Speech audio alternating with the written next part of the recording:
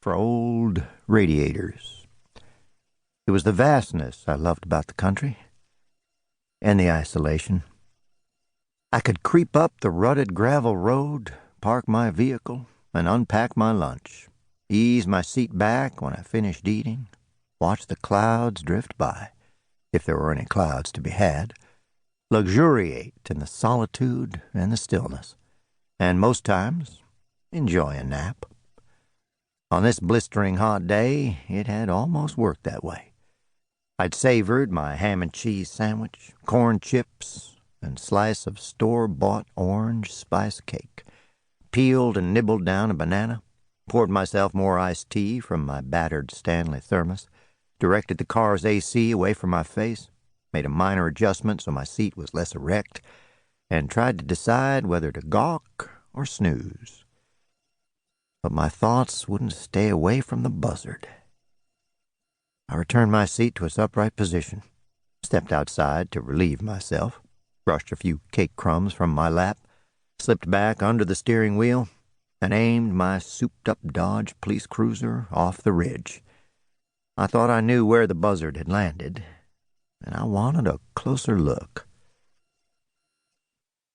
The turnoff was less than a minute away, by the first welcome mat on the left. Not that a cattle guard is that welcoming. The metal devices are like small bridges pockmarked with holes. If a bull were to misstep on the ugly grids, the animal could break a leg faster than a cat's slap. Hit one of the contraptions too fast in a vehicle, and you could destroy a transmission or an oil pan, or lose a few teeth. I crossed this one at a prayer's pace, started inching up the weed-choked road's twin tracks, spotted a small white-tailed deer through the live oak and mesquite trees, and prepared for my first glance of Professor Huntgardner's enigmatic old house since longer than I could remember. No one lived there now. The professor was, almost 90. They'd moved him to an old folks' home some years back. His sizable house was odd, always would be. Not because it looked odd. In many ways, though it was showing neglect, the boxy, cinnamon brick two-story house was still picture-perfect. In town, it would have fit well into any upscale neighborhood built in the 1920s or 30s. In part, that was because of its deep wrap-around front porch, edged with low brick half-walls. The Huntgardner house looked odd because it was much too grand an abode to be so far out in the boonies.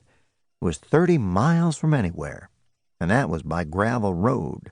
The nearest anywhere was Flagler, our county seat.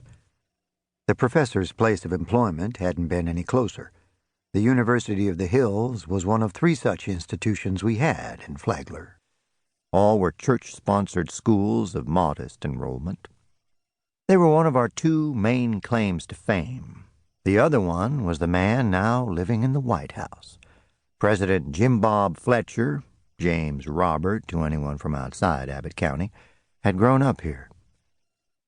I'd once been a student in one of Professor Huntgardner's physics classes.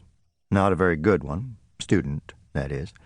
I gotten my only F in 2 decades of schooling from Professor Thaddeus Huntgardner.